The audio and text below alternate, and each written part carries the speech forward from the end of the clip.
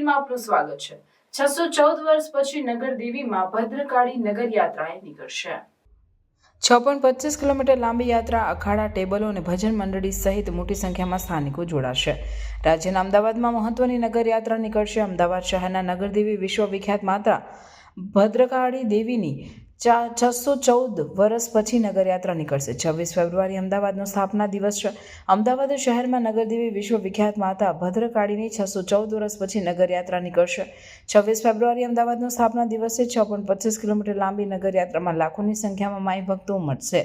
મુખ્યમંત્રી ભૂપેન્દ્ર પટેલ સહિત મહાનુભાવો નગરયાત્રાનું પ્રસ્થાન કરાવી શકે છે। આ યાત્રા ભદ્રકાળી મંદિરથી શરૂ થઈ 3 દરવાજા, ગુરુ માણેકનાથજી સમાધિ સ્થાન, માણેક ચોક, દાણાપીઠ, અમદાવાદ મ્યુનિસિપલ ઓફિસ, ખમાસા પગથિયા, જમાલપુર દરવાજા, જગન્નાથ મંદિરથી અલગ અલગ વિસ્તારમાં ફરી નિજ મંદિર પહોંચશે। રૂટ ઉપર થોડા અંતર ઉપર સ્વાગતની વ્યવસ્થા કરવામાં આવશે। યાત્રા નિજ મંદિર પહોંચ્યા બાદ હવન થશે। અમદાવાદના સ્થાપના દિવસે માતા ભદ્રકાળી દેવીની 6.25 કિલોમીટર લાંબી નગરયાત્રામાં લાખોની સંખ્યામાં માઈ ભક્તો ઉમટશે। રથમાં માતાજીની પાદુકા મૂકવામાં આવશે। અખાડા, ટેબલો, ઊંટ, હાથી, ભજન મંડળી વગેરે યાત્રાને શોભાવશે। અમદાવાદ ખાતે મધ્યમાં આવેલ માતા ભદ્રકાળીનું મંદિર ગુજરાતના લોકો માટે અનેરું મહત્વ ધરાવે છે, જ્યાં મા ભદ્રકાળી તેમના હાથના પંજા સાથે બિરાજમાન છે અને લોકો દર્શન કરી ધન્યતા અનુભવે છે। 614 વર્ષ પછી મા ભદ્રકાળી માતાની નગરયાત્રા સૌ પ્રથમવાર અમદાવાદ મ્યુનિસિપલ કોર્પોરેશનના સહિયારે આયોજિત થવા જઈ રહી છે। આ પ્રસંગે આ બાબતે માહિતી આપવા શહેર મેયર પ્રતિભાબેન જૈન, સ્ટેન્ડિંગ કમિટીના ચેરમેન દેવાંગભાઈ દાણી અને મંદિરના ટ્રસ્ટી તિવારીજી ઉપસ્થિત રહ્યા હતા અને પત્રકારોને માહિતી પ્રદાન કરવામાં આવી હતી। ભદ્રકાળી માતાના પ્રાંગણથી આ નગરયાત્રાનો આરંભ થશે, જ્યાં માતાજીની ચરણ પાદુકા સાથે મા ભદ્રકાળી નિર્ધારિત કરેલા રૂટ ઉપર નગરચર્યાએ નીકળશે, જેમાં ઉપસ્થિત રહેવા માટે પ્રધાનમંત્રીથી લઈ તમામ મહાનુભાવો તેમજ દરેક ધર્મના લોકોને ખાસ આમંત્રિત કરવામાં આવ્યા છે અને ઉપસ્થિત રહેવા માટે અપીલ કરવામાં આવી છે। અમદાવાદના આંગણે મા ભદ્રકાળી માતાજીની નગરયાત્રાનો પ્રથમ રૂડો અવસર આવ્યો છે, ત્યારે ઉપસ્થિત મેયર અને ટ્રસ્ટી દ્વારા સર્વે જનતાને ભાગ લેવા અનુરોધ કરવામાં આવ્યો છે। આ કાર્યક્રમને લઈ શહેર મેયર અને ટ્રસ્ટી દ્વારા વિસ્તૃત માહિતી આપવામાં આવી હતી। આવો સાંભળીએ। પાવનકારી નગર દેવી વિશ્વવિખ્યાત ભદ્રકાળી માતાજીની 26 ફેબ્રુઆરીના રોજ સવારે 8 વાગે ભદ્રકાળી માતાજીના મંદિરથી ભવ્યાતિ ભવ્ય નગર યાત્રા નીકળવાની છે અને આ નગર યાત્રાની સાથે સાથે 26 ફેબ્રુઆરીના દિવસે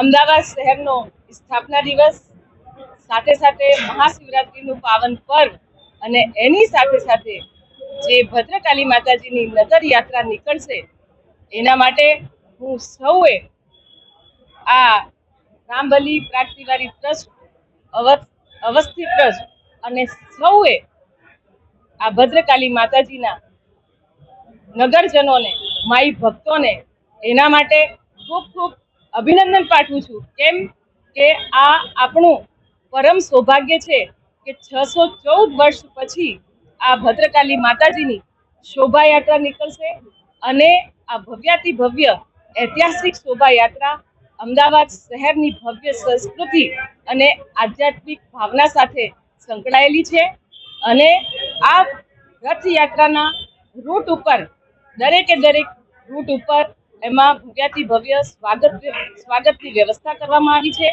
રથમાં ભદ્રકાળી માતાજીની પાદુકા મૂકવામાં આવશે અને જે નગરજનો જે ભદ્રકાળી માતાજીની જે આસ્થા, એની શક્તિ અને ભક્તિથી જે સંકળાયેલા છે એ લાખોની સંખ્યામાં એ ભદ્રકાળી માતાજીની નગર યાત્રામાં નગરજનો જોડાશે અને એની સાથે સાથે જે ભદ્રકાળી માતાજીની નગર યાત્રામાં જે અમદાવાદ મ્યુનિસિપલ કોર્પોરેશન દ્વારા જે પણ જે વ્યવસ્થા છે, વ્યવસ્થાના ભાગરૂપે જે પણ જરૂરિયાતો છે એ પૂર્ણ કરવામાં આવી છે અને આ નગર યાત્રામાં એમ કહેવાય કે એનો જે રૂટ છે એ સવારના 8 વાગે શરૂ થઈ અને લગભગ 12:30 થી 1 વાગ્યા સુધી આ નગર યાત્રા વિવિધ સ્થળે, વિવિધ વિસ્તારમાં ફરી અને નિજ મંદિરે પહોંચશે અને આ નિજ મંદિરમાં ફરી અહીંયા માતાજીનું હવન કરવામાં આવશે અને એના પછી ભંડારાની વ્યવસ્થા છે,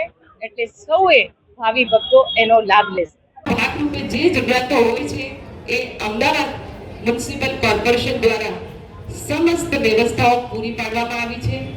3 દિવસથી અહીંયા રૂટની પર સમીક્ષા કરવામાં આવી રહી છે.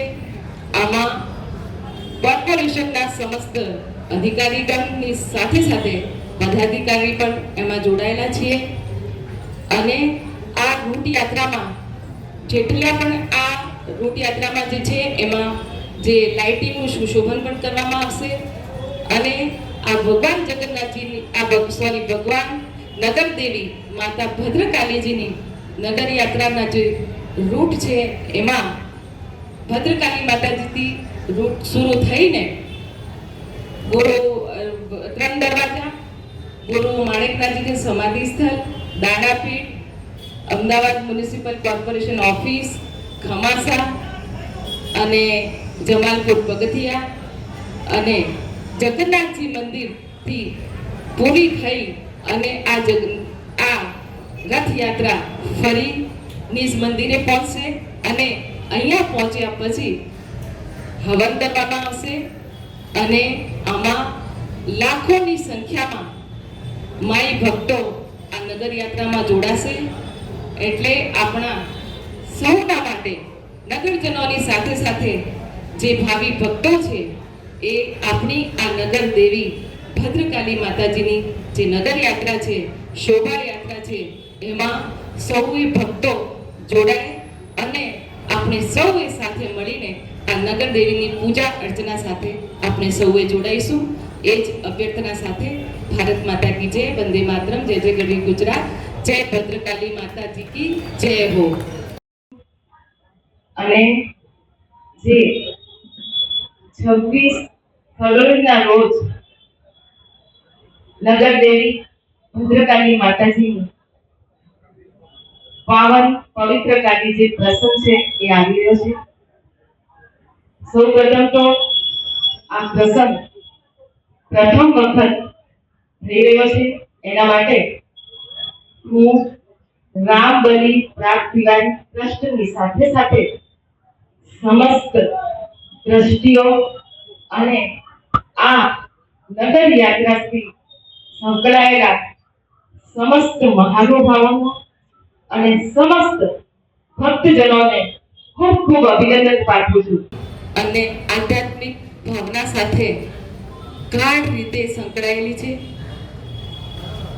આ રથમાં માતા ભદ્રકાલીજીની પાદુકા મૂકવામાં આવશે અને રથયાત્રાના રૂટ ઉપર જે રૂટ થોડા અંતરે આવતા રૂટ ઉપર સ્વાગતની વ્યવસ્થા કરવામાં આવશે અને આ ભદ્રકાલી માતાજીની નગર યાત્રામાં અનેક સાધુ મહાત્મા પરમ પૂજનીય મહંતોની સાથે સાથે અખાડા, ટેબલો, ઓટ, હાથી અને ભજન મંડળી વગેરે આ શોભા યાત્રાને શોભાવશે. કર્ણાવતી નગરની છે, અમદાવાદની પછી થઈ, અમદાવાદની પણ છે, પણ શરૂઆત તેનાથી થઈ કર્ણાવતી નગરથી. એટલે કરણદેવ સોલંકી આ કર્ણાવતી નગર વસાવ્યું હતું. આપણે જ્યારે સંકલ્પ લઈએ છીએ ત્યારે પણ સંકલ્પ વખતે પણ કર્ણાવતી નગરે, જંબુદ્વીપે એવા વર્ડ યુઝ કરીએ છીએ, એવા અમદાવાદ નગરે નથી કહેતા. એટલે આ કર્ણાવતી નગર જ છે. અમદાવાદ તો છે બરાબર છે, પણ જ્યારે વૃહદ આપણે વાત કરીએ તો વૃહદ કર્ણાવતી નગર વસે અને એ નામે આગળ વધીએ એના માટે અપીલ છે અમને, સેન્ટ્રલ ગવર્મેન્ટને પણ અને રાજ્ય સરકારને પણ અને મ્યુનિસિપલ કોર્પોરેશનને. તો 14 વર્ષ પહેલા નીકળતી હતી એવી પૂર્વજોએ એમને વાત કરી, મારા પૂર્વજોએ વાત કરી, પણ પછી 614 વર્ષ પછી બંધ થઈ અને ફરી અમારા આ બધા જે પરિવારના મિત્રો છે અને પરિવારજનો છે એમને વાત કરી કે આપણે આ કાળું વર્ષોથી ચાલે છે વાત, અને છેલ્લે આ વર્ષે એ સાકાર થાય છે. એ બહુ ઇમ્પોર્ટન્ટ વસ્તુ છે, બરાબર કે નહીં? અને મહત્વ એટલા માટે છે કારણ કે કોઈ પણ કુળદેવી કે નગર દેવી હોય એને યાત્રા હોવી જરૂરી છે. અચલ મૂર્તિ હોવાને કારણે અમે પાદુકા લઈને ફરીએ છીએ અને આખા નગરજનોને એનો આશીર્વાદ મળે, એના દર્શન થાય એના માટે.